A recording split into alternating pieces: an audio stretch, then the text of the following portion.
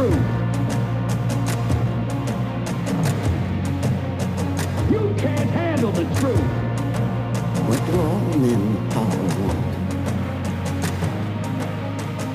More power.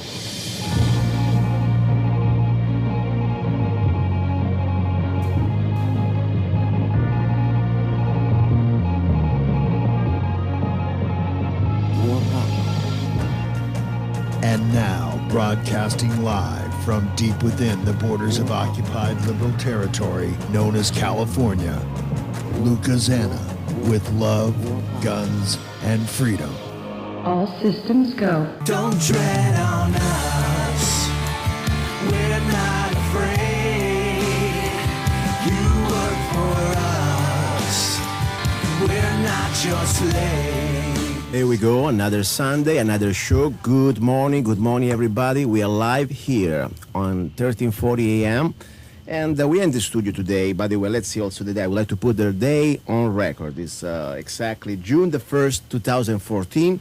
And we're here with, first of all, a special guest that I'm really thankful it's here with us. Because at the end of the day, let's not forget that this show, the purpose of this show, it is not to entertain. It is not just to, give you some sort of fun. Unfortunately, this is not the place because I'm not that good on top.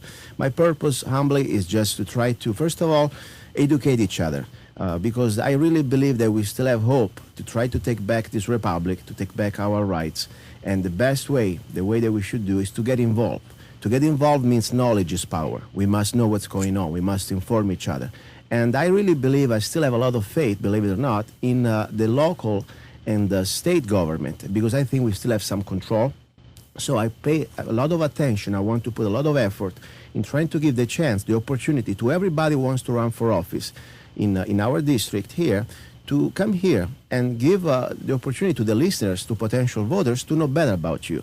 And that's why I think it's important, because in this way we can be more informed voters, and we can make better, we can do better decisions when it comes down to the voting. So today we have a special guest, already was with me a few months ago.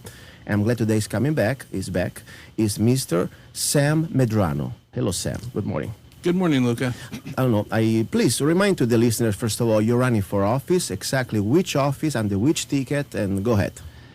All right, Luca, I am a Republican candidate for the Arizona House of Representatives in District 5. That includes almost all of Mojave County and all of La Paz County. That is a state legislative seat. Perfect. So, and today, first of all, we would like to give you the opportunity to give us some updates about your campaign, because I know you're pretty much now in the middle of this very busy campaign, a lot of candidates, a lot of ideas, so we can refresh our listeners about what is your position, what is your mind, how it works. So in case you make it, we can see somehow how would you potentially vote on some issues. But more important also, the purpose of the show, I really like to give the opportunity to the people running for office to have something that to put on record and to clarify eventual gossips that's been out there. Because when you run for office, your public life, your private life, unfortunately, fortunately, it's part of the game, part of the rules, become public. And I have no problems with that, because I think, we should have the rights, like tomorrow, let's say you hire somebody, you have a business owner, and you hire somebody, you want to know a little bit of background check, okay? It's part of the deal. We're talking about public tax dollar. Eventually you may get paid. They don't pay you that much, I know that. But still, right. Still you're representing us also more important with the votes, okay? The way you're going to vote. So people have the right to know more about things that they may be somehow give you an idea about the personality. And I want to remind the listeners, we are not here to judge. I believe there is a court system. That's what I do. I'm not a judge. I'm not a lawyer. But all I can do is share the facts, just the facts. And at that point, the voters and the listeners, they can decide and look at the big picture, how they can somehow vote eventually for you. That's all I can do. And that's all I think all you should do, because, as a person running for office, you try to be upfront. And my goal also is to be fair with everybody, to give the opportunity to people that they've been sometimes, because it's politics, don't need to agree. Sometimes they probably go worse than that. It's not just about politics, become a little more personal. And I don't like that. I always try to keep it professional. Even when I don't agree with people, I try always to keep it professional. I don't want to get personal attacks. I focus on the topics. So I hate when I see, for example, gossiping about anybody, even my worst enemy, when they don't have any type of backup on facts. And the purpose of this show for me is say, okay, it's on record. This is what I have done. This is what I have not done. And if anybody want to bring accusations or any type of, challenge me, my reputation, when it comes down to potential mistake that I may have done, talking about you because you're running for office here, bring facts. Don't just bring words. Bring me facts. And I would like first to remind that everybody's innocent until proven guilty. I mean, we must work by this rule. That's what I really believe. So I don't want to talk about I heard from somebody or there is a voice or somebody told me. No. If you have something, or must be a court order, or must be some sort of a record that we can talk about it. And that's why you're here, because you have a chance to rebuke any facts. I will remind also that today, of course, we won't just go there. We also talk about a little bit about your campaign, some updates about news, unfortunately, some good news, some bad news, and we can start to see. So, Mike, anything you want to interact before we start? Mike Haywood with me?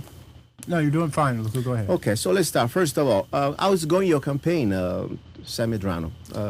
Well, the campaign is going very well, actually. I'm quite surprised at the number of people that are reaching out and understanding the main facets of my campaign. I'm not a really complicated person. I got into this race because I'm tired of Phoenix. I'm tired of the things going on in Phoenix, things that you would think people would learn. They apparently don't. We just got through a major recession. If we don't change things, we're going to be headed right back there again. In terms of what our state government does, plus what they have done to our local cities, towns, counties, and taking money from them. And there's certain things that people expect from their government. They certainly don't expect their governments to steal from other governments, which is nothing more than swapping money from one pocket of the taxpayer to another pocket of the taxpayer, and then calling it a day and saying it's a good thing when in reality, everybody's tired of those kind of games. Okay, so you got a good support. I know you got all the signature turn them in, right? I did turn in my signatures on the 23rd in Phoenix. How are you going to, every campaign sometimes, needs money, most of the time, honestly. How do you going to work with your budget? I mean, you have like an open fund that you have like you collecting donations. You about my campaign yes, fund? your campaign, yes. I am a clean elections candidate, which Okay. means I'm collecting the $5 donations. Okay. So Did you already got all the I have not collected all of those, no. Okay, so you need to do that. And, Correct. Perfect. So you get in there because, normally, for example, to have, I'm sure you got this information down, to have a successful, or at least hopeful campaign to be able to compete, especially right now that we have a lot of different candidates, what would be the budget for this LD5 for Arizona State House? A decent budget to give you a chance. What would be? Well, the Clean Elections campaign budget is going to be $15,000 to $22,000. Yeah. The idea, you got to remember, the only reason I did Clean Elections in the first place was when I was deciding to take on this task. The incumbent, who has since decided not to run for re-election, Doris Goodale, had $26,000 already in the bank as of January 31st. So, and I knew I couldn't raise that kind of money that quickly, and so I went the Clean Elections route. Now I'm so far into the Clean Elections route, I can't really back out effectively. Okay. So it is rather tedious, but to answer your question, I'm guessing you're going to need $15,000 to $20,000. At least $20,000 to have a little bit of a campaign. To have a little bit of a hope and to a little bit of a chance. Excellent. Okay, let's talk a little bit about news before we go ahead. Because I like to talk to you about things that are happening, unfortunately, around the world and also close to us. Like for example, in California, because unfortunately, things like that can happen everywhere. I'm talking Absolutely. about tragedies. And of course, then there is always the politician trying to find the knee-jerk reaction solution. And we know that sometimes, unfortunately, it is not something that is the best solution. When you do a solution by emotions, or sometimes they're not even real emotion, mostly they're politics that behind. There is an agenda, and of course they try to masquerade it under some sort of emotion. But unfortunately, there is a big movement right now around the world, but especially in America, to disarm law-abiding citizen. America is the last country in the world where law-abiding citizens have a God-given right of self-defense, And unfortunately, look, I mean, for example, this is happening almost every state, like New York, you see now California, I mean, the other states too on the East Coast. It seems like they're focusing not on the problem that could be the cause. I mean, first of all, there are bad people and good people everywhere. And a bad man or a bad woman, a bad person, it doesn't need necessarily a gun to be evil. Look what happened, for example, right now in California with this young man. I want to call a young man, even I just, it's very sad because I don't want to call him name because maybe he was just sick, mentally sick. He still created a big drama, a big tragedy. This California mass shooter in Santa Barbara, before he started to go shoot out people on the street with a weapon, he started his killing spree in his own apartment with a knife, right, Mike? Yes. And you're familiar with this case, right? Yes, I am. Yeah. So, I mean, and then, he continues his killing spree with a car, killing people. I mean, should we ban all cars? I mean, should we ban knives? At the same time, I have a little bit of a point. Think about it. Where did this happen? This sort of tragedy. First of all, I don't think it was just a tragedy. Tragedy is when something happens when you don't see it, you don't foresee it. This guy gave enough signs, so much that the police department in Santa Barbara went to talk to him because there were some very disturbing posts, I think, on some social media about things that he was talking about. And I think right there was a fault that's supposed to be addressed. Are you familiar? This guy also was on some sort of a mental help. He was going through some psychiatric... I had heard about that, yes. And he was also taking some medication. Did you hear of that? Yes. Sam, that most of the cases that we had the last few years, any of them, all of them, they all have one thing in common. They have some drug prescription for mental, let's say, psychotic or psychiatric mental health. And I don't want to go in name because I'm not doctor or the product, but they all have that in common. And that most of these products, if not all, they have in their warning notes, be careful because it can give you hallucinations and start to create depression and different type of state of mind that are not exactly healthy. It can make you suicidal. Exactly. Right. And right on the inside of these. So that's not the point we have, And then, of course, it's very sad when I see a father of this guy on TV. Did you see when he started to go after not addressing his own problems and addressing, the drama that the family or the kids killed, he started to talk, giving blame to legislations and to the NRA. I mean, that was very sad, to see that's that. That's an easy target. People, in times of grief like that, I think a lot of people say a lot of things. They're in pain. That's true. But there is a point that, at least I can say a lot of things, but there is a point that it's almost unbelievable because let's say I can say things, maybe I'm just getting more emotional, but when you try to divert the attention from a problem, you are the father. This guy was a very lucky guy. He has a wealthy family. He had everything he wanted, and out of the blue, just because supposedly girls didn't want to make love with him, he started to get mad and started to kill everybody on his side. I mean, you can't just go out and say that. By the way, every gun that this guy purchased was in the state of California, was legal. The magazines were under the 10 rounds. I mean, no assault weapon. And these black evil rifles coming out of the box, okay? And that's proved the point that no matter what legislation you can create, there's always somebody can go around. Chicago is a great example of what not to do. They made it difficult for you to get weapons in Chicago. And did that curb the violence in Chicago? Absolutely not. I mean, the idea that criminals will suddenly, criminals, in order to be a criminal, you have to have violated the law. Exactly. Passing more laws doesn't solve the problem. So let's look at about solutions because, if there is a solution, let's see, I'm sure there is a solution, and I'll give you my solution after, but I would like to start you as a potential legislator. Let's say that hopefully never is going to happen, but let's say there is pressure to do something because bad things happen and the public opinion is going to go, oh, we need to do something, okay?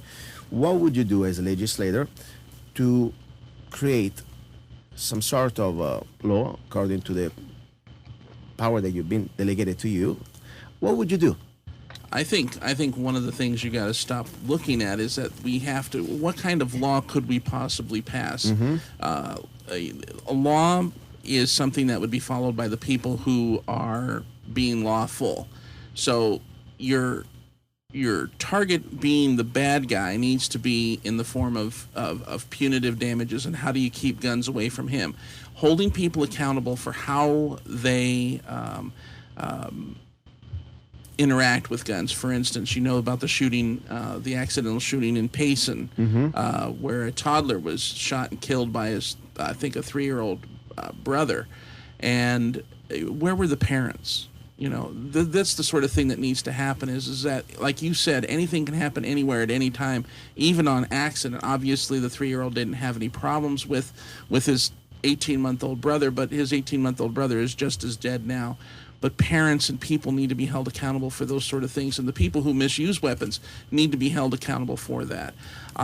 As far as passing laws, I think it should be easier to get a weapon to defend yourself. If think about it this way: if every single person in the United States had a gun and was trained on how to use the gun, I dare say that crime would be almost non-existent to the point where now the people that are choosing to participate in crime have to make a logical decision. Hey, is that person going to shoot me or not? Is what I'm going to do worth my life?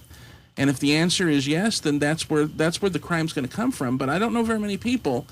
If you know that there's a possibility that the little old lady you're about to steal her purse has a gun in her possession, are you going to go try to steal her purse? Exactly, and this is exactly my point, you know, because, for example, look now, there was Sonic, there's a chain, you know, they just passed a few days ago, it's a gun-free zone, there's a sign, and the day after, or the same day, I think, there was the robbery there. Yeah. Okay, and lucky nobody got hurt.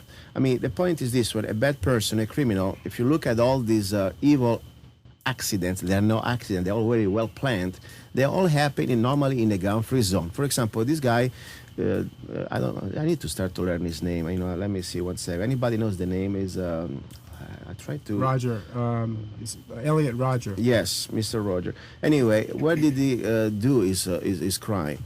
In a gun-free zone. It's a campus, okay? Right. I mean, on top is California. That is very hard for any have a gun there. You're going to go back to. You can even go back to what happened in Connecticut. Yes. The who was the first person who ran into Adam Lanza, the principal of the school. Yes. Had she been carrying a gun, yes, that would have been the end of it right then and there. She would have seen that he had guns, yes, that he was planning to do mayhem with those guns. Okay. And if she had a gun and was trained on how to be a good marksman and how to shoot to kill, or even if she just wanted to wound him to keep him from coming in, she would have ended that thing a whole lot sooner than what happened, and there could have been nobody killed. But instead, we're like, we want to say, no, we don't want to give guns to people in schools. Well, I'm sorry, you know, if you're going to come after my children, you better prepare to be fought with. You better prepare to fight to die, because that's what you're going to face. I agree. That's exactly the point. You know, to have first of all, if I have a chance, you know, there was a bill that unfortunately the Governor Brewer vetoed it. It was just not that long ago, I think 1 year ago, that for the opportunity for teachers, first of all, to carry a gun on campuses, okay? And also have another question. If a young man, okay, let's say you are 20 or 19 or whatever, you are smart enough and responsible enough to go to die for your country, okay? And they give you more than just a rifle. Probably they give you a bazooka, maybe they give you a tank, maybe they give you an airplane. I got 2 kids in the military. Okay, so, you know, they give you a lot of power there because, you know, you're adult enough and to go there and have a responsibility with that. Why I cannot have the same right of self-defense, of course, on a campus? Well, of course, I would say, you know, especially for students on campus, maybe we have a little higher standard, you know, because, you know, we have constitutional carry in Arizona. You don't need to even do any tests. Correct. But if you go on campus, I would have no problem to say, since we want to be sure that people here must have some sort, it's a closed environment, you want to be proficient and be at least tested that you can hit your target, have a little bit of testing, okay?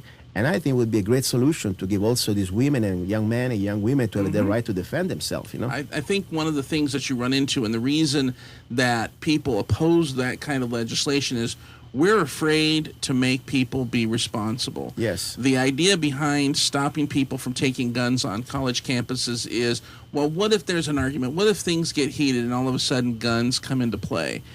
You know, if you can't figure out a way to make people responsible, then you're in the wrong business. And I say that, and I mean, people go to college for a specific reason, and if people are not responsible, you need to show them the door. You need to say you're not responsible enough to be here.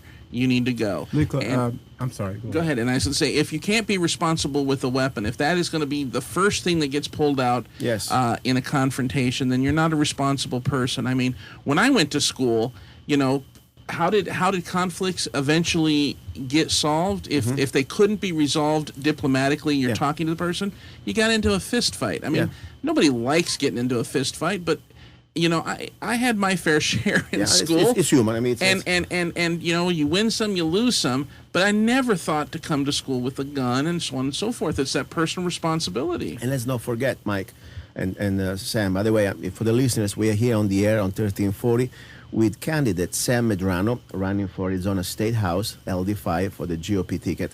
But let's not forget, somebody is crazy, and of course, is emotional and unstable. And let's say you have a grudge with somebody, he's going to bring the gun to school no matter what. So where did he get the gun? Yeah. And whose responsibility is it to keep him from getting it? Listen, first of all, let's say somebody can still legally buy a gun, okay? You cannot stop everything. I mean, you cannot. Correct. I mean, like tomorrow, you cannot stop everybody to buy a hammer. I mean, it's a tool. I consider the gun like a tool. Okay, it's the person at the end that makes a difference. You can use this hammer to build a house or to destroy somebody.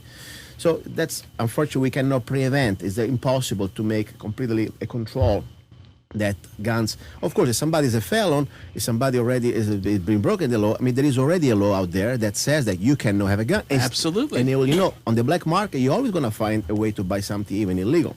So my point is, though, if somebody is crazy, let's say a young man or young woman wants to go to school and to create a revengeful situation, doesn't matter the school what type of signs, how big the gun-free zone sign is going to be, it's still going to bring the gun. That is correct. And all we have now, a bunch of young men and women completely unarmed, professors and teachers completely unarmed, and you know that the police, as fast as they want to try to arrive, they're always going to be after a few deaths later, because they're not going to make, unless they, by luck, they're there. It's again, you can go back to they go to a school because they know they're unarmed. When's the last time you saw of a shooting spree taking place at a gun club? Yes. Or at a police station. You don't hear about those because those are harder. People with guns are harder to kill than people without guns. Exactly. And everybody, as I said, I believe in private business. I respect private business. I think government should be completely out of their life. But as a consumer, as a customer, when I see a business, okay, that, for example, yesterday I was driving around downtown Kingman. There was a little coffee place. I wanted to go inside, and I see gun-free zone. I'm not even going to bother. Normally what I do, I get a $100 bill. I wave to the manager, say hello. I'm outside, of course, respectfully. And I show the $100, and then I show the sign, and I'm saying, I'm sorry, and I walk out. It's just my way, as a First Amendment, to let them know that I think it's illogical what they're doing. It's still their business, it's their right.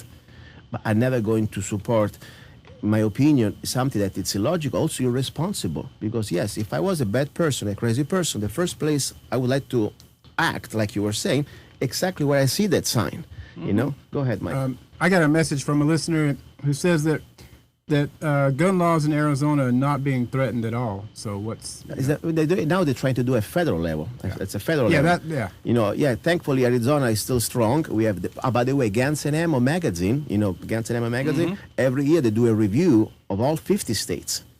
This is the second year in a row. It's the #1 state in the union for gun rights. It's amazing. I mean, we live in a place that we need to fight to keep it strong. That's why I like to talk with you about these topics, because if one day, and I hope for you, if you make it to go there, it's something that we need to start to build now. That's why it's important we have this conversation. Yeah, I work in one of the local school districts, and I see it. Go ahead. No, go ahead, Mike. Every day I think about just somebody could just walk on that campus with a gun. I'm not saying this is going to happen, but what if it did, and nobody's armed? Yes. It could just be like target practice. Let me see. Somebody's calling. Oh, sorry. Caller, are you there? Hello, caller. I think so. Hung up. 1 second. Caller, are you there? Let me hang up. Pantomime call. Okay, no problem. Okay, anyway, it's call if you want to call back, we are here, okay? Sorry we missed your call. So anyway, that's my point. Now, let's try to think about solutions. First of all, would you support a bill like we were trying to pass to do guns on campuses? Oh, yes. I think the logical... I just... you have to get past the emotional part. It's really easy to say, during an emotional period like you brought up at the very beginning, where... if we should do away with guns, and I guess I can't logically look at that as an answer. To me, it's an illogical answer to take the guns away from the people who would follow the law. Mm-hmm. Exactly. So that would be I tell you, if at least a few law-abiding citizens in that environment would be available, I think that maybe you cannot stop all the crime, because somebody, unfortunately, the first guy, maybe was going to be the unlucky guy to be killed by this bastard. But for sure would have been last shorter this crime spree, would have been, right. Good. So at least, and another thing I was thinking about, because people now, they're trying to, especially some politicians, there is a congressman from California, they're trying to now do this new type of laws that pretty much create an unbalanced power to pretty much declare somebody, let's say the police now, you may have it, this new law passes, that they may have completely almost unchallenged power to declare somebody. All you have to do is somebody calling in, this guy is crazy, and they can come there and they don't like your face, or they don't like your attitude, or maybe the way you even interact, without judge, or without court, or without, more important, a real psychiatric evaluation. No warrant to enter your house. Right? They can do that. And by the way, I remind something, we already have something like this on the book. Under Bush, unfortunately, there was a very important step that was taken to create some sort of, this was exactly in 2004, okay? The government, the federal government right now, they pretty much have powers to put you in the first psychiatric evaluation, okay, without any more a real process of screening. Same power were used during Russia, during the takeover of the communist Russia, and because the enemy of the state, let's say the political dissident, they didn't just put him in jail straight like, okay, you're just a bad person. No, they always give him a label. You are psychiatrically unstable, or you are crazy. And that's been going around in many other tyranny. Now already, unfortunately, we already have a big open door with this executive order that was it was a bill also, was the House Appropriation Committee. There was in 2004, anyway, there was already this type of opportunity, and now it's increasing more and more. And if this new bill, is trying to pass, we're going to have very unchallenged power that anybody can say, by the way, this person, I believe that is unstable. The police also say, you know what, yeah, probably you're right, he's unstable, and let's get his guns. And maybe they can lock you up too. So we need to watch. I believe that we must have, of course, before we give a gun to somebody, it must be always a responsible person. And if somebody proves that he's not responsible and he has not all this brain together, that's a right that it comes responsibility with the right. Absolutely. But at the same time, government never should have the power to go unchallenged and discretionary power to say you are not good for that. I couldn't agree with you more. So that would be the first solution. If we could somehow be able to give this opportunity to the young men and women on campuses, and more important, I believe also the teachers. That would be a great start. Now, let's start to talk about this little project that I called, in a funny way, even it's not funny, it's a serious matter, airing your dirty laundry on the air. Is that right? Did I say it right? Yes. Okay. So, Sam, I don't live in Bullhead. I don't live here. I live in Golden Valley. I'm completely out from the gossip or political differences and dramas going around in this valley, okay? Thankfully, I live in the county, so I don't really get involved in local political things. But now, as a member of independent media, you're running for state office, I really want to give you the chance to put behind all the gossiping and things. First of all, I would like to say, this is the time. It's 11:35 Pacific Standard Time. Today is June the 1st, 2014. If anybody has some personal grudge, documented, okay? I'm not want to talk about gossip, or maybe you don't like Sam Medrano face. That's an opinion. I'm talking about facts. For candidate, not even personal, for candidate Sam Medrano about his political past or something that could be his personal past that would create some sort of a conflict of interest with the, let's say, the integrity of a potential candidate that you believe, bring it up. I remind you the line to call in, 800-842-1340. I ask you two things. First of all, to be civil and polite. We're talking about FCC compliance, and also, regardless, I still would like to ask you some sort of education. And more important, bring facts. If you have something that you can back up, you're welcome. If there's something just you heard or gossiping around, please keep it for yourself. That's all I'm saying. So we're here, and this is going to be on record. I post this on Facebook.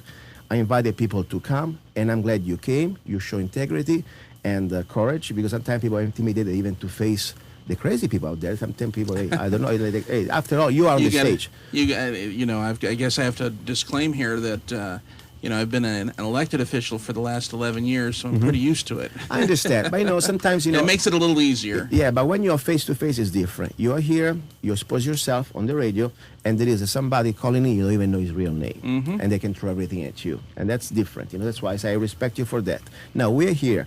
Now, why we are here, I would like to ask you as a general question. There is something in your past as a human being that you regret, you done wrong, or you've been somehow, I'm not talking about personal things, I'm talking about things that could be connected to law or judicial system things, that something, I don't know, something that arrest, or even if it wasn't charged, even if there weren't conviction, but something that say, maybe something that I could have done better, something that you would like to bring it out and say, if I made a mistake, that was taken care, I'm here, we move on.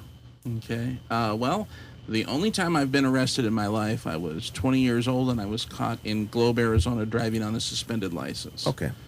And nobody got hurt? Nobody got hurt, as a matter of fact. I was working at the radio station in Globe, and the sheriff's deputy knew that I had a suspended license and literally waited for me to show up for work. And I drove straight to work, and that's how that happened. As I said, I had my own share. When I was in Italy, I wasn't exactly a great driver, And traffic convictions, got those. I like to drive fast sometimes, and you got some speeding tickets, stuff like that. A lot of speeding tickets. Okay, I don't even consider those things important, but it's good to bring it out. And now, since when did you start to? First of all, when you got elected in city council? By the way, are you still city council? I am still on the city council till December 31st. Okay. When was your first year that you got elected? I got elected in 2003.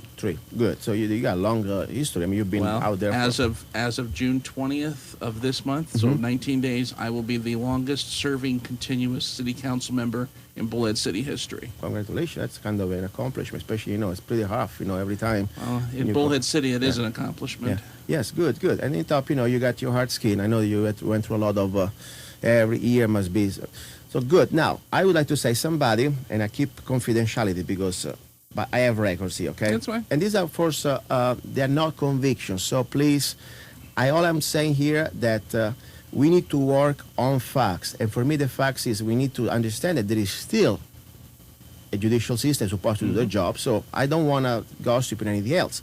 All I say that I see, according to this record, that, for example, let's say you had some charges that were completely dismissed, and the reason why I want to bring it up, because they've been dismissed, okay? So at this point, people must say, hey, it's been dismissed, it's dismissed. For example, and I read it to you, okay? And then you tell me also if they're right, because this is from the record of the court, okay? For example, we have one in 2000, was a local charge, doesn't say exactly, completely dismissed, okay? 2005, was 8/26, August 26, 2005. Case purged, complete dismissed by city attorney. One local charge. The charge was in 2000, April 27, 2000. Doesn't even say what charge. Do you know about that? I can't recall. Okay, I'm just reading it to you. My point is, I would like to bring it up because, if the case was purged and dismissed, we need to move on. But I want to go through this list, and in case your mind reminds you something, okay? Because let's say, okay. All right, we have case number, I want to just read it like that. It was M0842CR9701952, case number, Bullhead City Municipality. Category, they call it criminal. Filing date was September the 30, 1997. Case purged. dismiss. What is that? I believe that is back in '97. Mm-hmm. I was charged with 2 counts of animal cruelty. I heard about that. Tell me about that. What that was, I had 2 dogs when I lived in, and I lived in Bullhead City. Yes. And I had the dog. I had gotten a previous charge of dog at large. The dogs had gotten out of the fence. And so I got tired of getting the ticket for dog at large. So I didn't know how there were puppies at the time. Yes. I didn't know how they were getting out of the yard. So I chased them around the yard to find out how they were getting out. And they did show me, and I did block that. The next day or the next day after that, they weren't there. The dogs were gone, and I said, I don't know what's up with the dogs.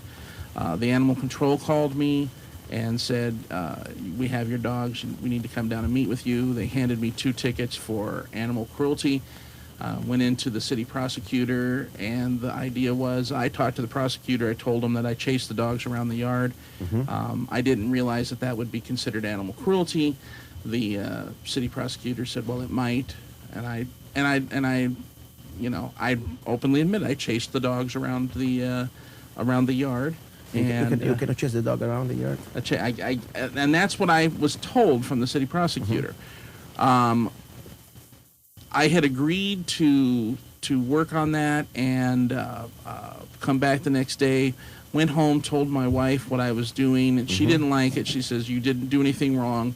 You need to fight this. So I went back the next day and decided to fight it. Okay. When I went back and decided to fight it, then they gave me a copy of what the complaint was. Yes. And the copy of the complaint said there was yelping and screaming and dogs being hit. And at one point, it said the dogs were thrown over the fence.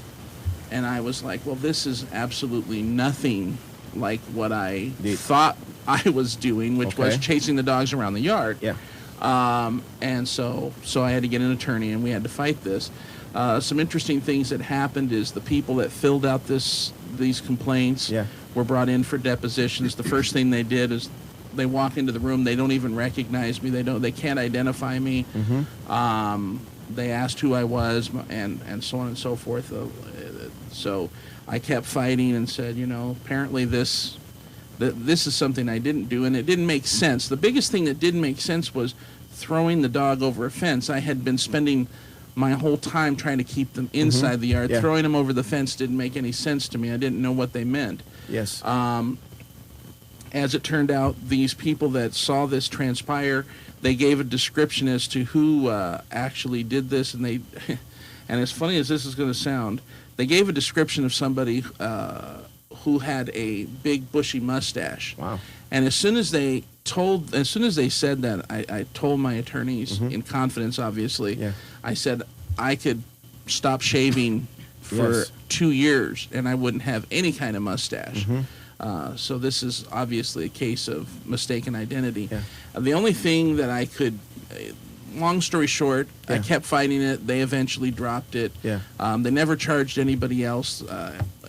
I don't know who it would have been, but the big bushy mustache, believe it or not, would have been the thing that because I could stop shaving today and never have a mustache. That's pretty scary because I mean, think about it, there was of course still a minor offense, but still something that for mistaken identity.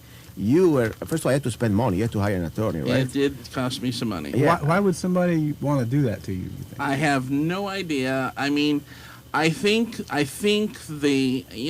guess I don't hold any grudges against the people. I still know who they are, and I don't ever say anything about it because it happens. People make mistakes, so it just didn't. And that's for me, it's important because I heard this gossip because I never had a chance to verify things. Now I'm going through facts. And I'm glad we talk about. First of all, I remind you guys that this can happen to any of us. Could happen to any of you. I mean, first of all, could be an innocent mistake. Even, of course, would be that innocent at the end of the day. Because let's say if a police make a mistake like that, you're still going to be on that potential chair, and your butt is on the grill. Okay, it would be very terrible. So let's be always at least fair with facts, because things can happen to any of us. Power can be used and misused and abused. And I will say it to this point, and I'm not going to name names. Yes, but I specifically was led to believe that chasing the dogs around the yard was the animal cruelty.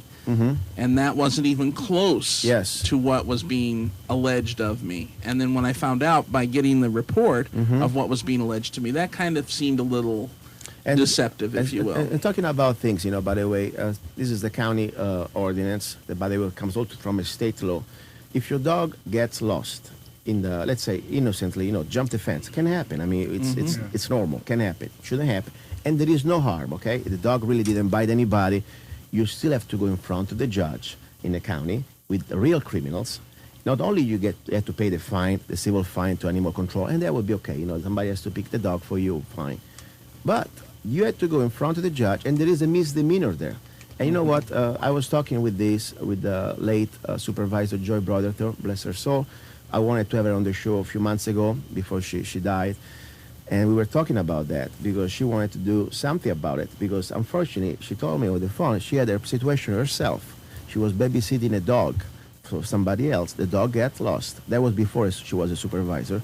Not only she had to pay a fine, and that was okay, she had to go in front of the judge. Because right now, if your dog gets lost, even with no harm, technically, they can summon you in front of the judge, and you have to go to face some sort of a misdemeanor there. That's because dog at large is a crime. Yeah, I mean, come on. Listen, we want to stop the problem, I understand, but why? There is supposed to be, I think, every crime supposed to be a penalty commemorated to the same level of the crime. I mean, dog didn't hurt anybody. A civil fine, I think, would be plenty. We should keep the judicial system for real criminal, the court system for real criminal, not for somebody that a dog can be lost. Yeah. In this particular case, too, Luca, it lasted longer than it probably should have. I mean, there were a number of motions and things for some pretty ridiculous things. By the way, you were already on the city council at the time? No, this was 1997. I had just run unsuccessfully for city council in 1997. I didn't get elected until 2003. Okay, so that's why I was asking, try to see the time. And that's, people got to remember that, I got asked this question in 2003, 2007, 2011. Here it is, 2014. It doesn't surprise me. And that's what I'm saying. For me, it's important because it's on the record. And by the way, we need to really remember it can happen to any of us. Mistaken identity, and more important, I mean, look, people can be set up. Okay, seriously. Is it still on the books in Bullhead that you can only have, is it 3 dogs? 3 dogs and 3 cats. 3 dogs. Yes, it is. So you have a limit 3 dogs? We do inside the city limits have an ordinance that we enacted to limit it to 3 dogs and 3 cats. And it's also on the books that you can't have a pigeon on your property. Is that? That I can't answer because I don't know. Okay, that would be a tough one if a pigeon just landed in your yard. I have no idea about that. All right. That's interesting. My opinion is, if you can afford it, if you have the space, and more important, you do not create disturbances to others. Let's say me and Mike and Sam live on the same neighbors together. Let's say I have a big place, and I have 4 dogs, for example, okay? And my dogs are well kept, take care of them. And Sam has no problem because my dogs, they don't stink, they don't make noise. Same for you.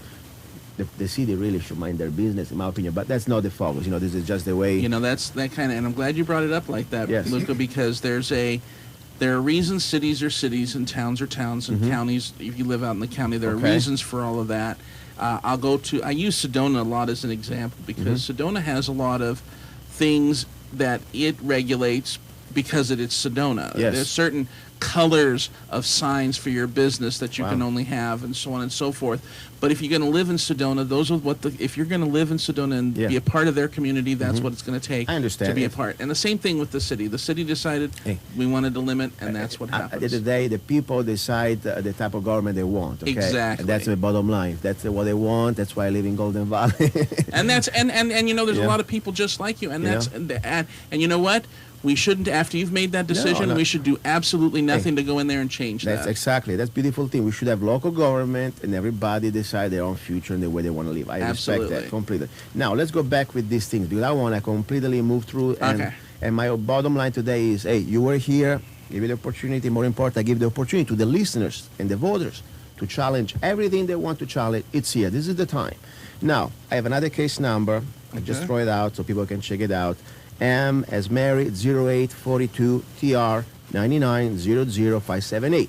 State against Medrano. It's a Bullhead City. It was a traffic category, 1999. February 25th. My God, so long time ago. I'm just telling you things. At least, by the way, the case was purged. The case was purged. Traffic. Case closed, complete. Let me, guys. I'll tell you one thing. I Yes. did recently get a packet of information about some of the traffic things that I did, and I did run several stop signs apparently. Yeah, I mean you're as bad as I was in Italy, because I tell you, I was worse than you are in Italy. I disclosed the last time the show. Before I left Italy, I had more than $2,000 fine unpaid, and then I paid it before I left. And thankfully nobody got hurt, but I know that I was probably. Rome is a hell, okay? It is the roads and the streets were made for the Roman chariots, not for a car, especially in the historic center. I was able to go in places that I don't know I could even go, and the police, they had probably followed me, because then they could catch me. The moment they catch me, probably they would get me. My car would be gone. Did you drive one of those little tiny European? I had a Renault 5. It's like a smaller car, but small enough and big enough to go everywhere. But anyway, so I was not exactly what you call an example driver. But guess what? When I came here 16 years ago, I promised myself I want to be a better person. I pay my tickets, and I don't have even a speeding ticket since I came here in 16 years. I'm clean as an old lady, good old lady. And that, for me, was a principle, to say, I was younger, I was a little dumber, more responsible, I made some mistakes, I'm trying to be better, That's why I say, nobody got hurt. That's all I'm glad. Right. I never got a DUI, I never was intoxicated. I was just a crazy driver, fasting and parking in spots that I'm sorry even to say, I don't want to go into details. Anyway, so that was pretty much about, failed to carry vehicle registration card, displaying plate suspended for financial responsibility, failed to produce evidence. You're kind of a driver that I wouldn't give you my brand new car. Okay, let's put it in this way. Anyway, and that was also a long time ago. I mean, let's be honest. 15, 16 years ago, you're not old, but the point is you were young. Let's put it this way, and we make mistake. Okay. No big deal. I mean, seriously, and that's fine. And on top, you paid your fine, and that's not up to me to tell you anything. Now, what else? You got a little more of this: a failure to obey traffic control device in 2001. Yes, to fail to produce evidence for financial responsibility. Real quick on the stop signs. Let me. If you're familiar with Bullhead City, on one of the occasions with the stop sign, and again, yes, it's a stop sign. Yes. I accept responsibility. I should have stopped. It's not a stop sign anymore, but let me explain why. Go ahead, please. It was at the corner of Riverfront Drive and Lakeside Drive. Yes. Okay, and you can only turn one way on that road. It dead ends both ways. So I never understood why there was a stop sign there, and being a rebel, I never stopped at that stop sign, so I ran the stop sign, and this time I did it right in front of a police officer, and he pulled me over, and I argued my point, and he said, but it's still a stop sign, and you didn't pay attention to it. Okay. And as a result of that, yes, being on the city council, what I did is I use it as an example of some stupid things we had in Bullhead City when terms of traffic control devices. Why was the stop sign there? So we developed as a member of the city council, we actually use that as to help devise a plan. If people don't think certain traffic control devices should be there, there's a process people can go through to actually change that. And that is now a yield sign instead of a stop sign. Good. I still paid my fine. I still got the ticket, but it's been changed. Good. By the way, this was exactly in July 2001. I mean, this is the point. First of all, nobody got hurt. Second of all, things that we are humans, we make mistakes. I tell you, sometimes I really, I'm not used to stop signs, because where I live it's pretty much desert, boonies areas. And now every time I go to stop signs, especially when it's orange, and I really to be so careful, I'm paranoid, and sometimes I say, oh my God, when you're too careful, sometimes you make it wrong. Okay? Right. Yeah, California stop. You know what a California stop is? Yes, I heard about that. So anyway, so you got this, and you got also this, what they say, failed to produce evidence of is insurance, fail of insurance. That is just when you don't have your up-to-date insurance card and you show it at the court. Happened to me too one time, and by the way, they were very nice. They gave me 2 weeks. Of course, I had to prove that I already paid. Sometimes you get the one in the mail, you forget it home. Right. Not big deal. But I like to go through this because on paper they look like, oh my God, it's after all it's just a violation. speeding violation of some sort. Another one you have here in 2004, failure to obey traffic control device. That was a different stop sign. Tell me about that. That was a stop sign at, I believe that was in November. Does that say November? Let me tell you right now. This is, 1 second. Let's see. Stop. It was December, supposedly. December. But let's continue. Listen. Before we go ahead, can you stay 5 more minutes after this? Sure. Just I want to close out because pretty much we have all this. It's a registry. I mean, it's a traffic violation, but I want to keep you for the second hour for the just first 5 minutes, and then you can go and we move on with life. Come on, sponsor Michael. Colorado River Vapor. They have 2 locations. One in Fort Mojave, 4400 Highway 95. Have you been there, Luca? Of course, I stopped by. I didn't go to meet Tom, but I stopped by, and I want to go with you. Maybe we should stop by we to should do that. take some photos, okay? And also in Bullhead City, 1931 Highway 95. They have all the flavors of the vapor you need. Go in and see Tom and his staff. They'll hook you up. Okay, guys, I wanted just to say that, I'm very thankful to Mr. Sam Medrano, running for candidate for LD5, Arizona House. And you know what, Sam, I tell you something. This is I don't want to waste your time because I'm reading this and it's just more of the same type of traffic violation, stuff like that. If this is the worst the man has, I think everybody should look at themselves. Everybody is not perfect and we move on. What I think you should look, in my opinion, first of all, the man is here. He has 1 hour, he's been given 1 hour, and more important, you knew that he was here. You had a chance to bring up every type of topics you wanted against the situation to make a case. I want to give the respect to Mr. Sam Medrano to at least being here and having no problem to address any things. These are for me the records. The rest are just sort of chatting, talking, and I'm not here to do gossiping. And if you have any questions about what he's going to do in Phoenix. Exactly. I mean, there. Now the phone is ringing. Of course, it's too late. We got to only for the second hour. Stay there. Okay.